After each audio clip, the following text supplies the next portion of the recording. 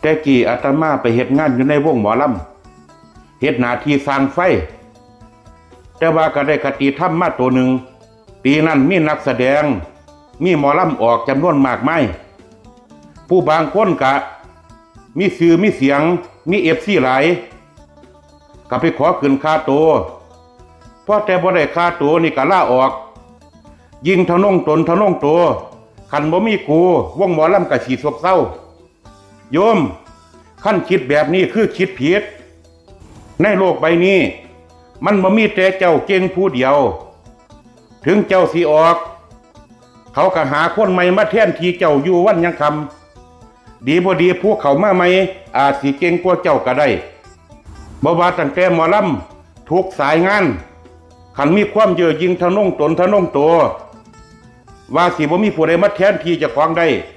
เจ้าฝันไปแล้วคนที่เก่งๆเต็มประเทศเกินประเทศ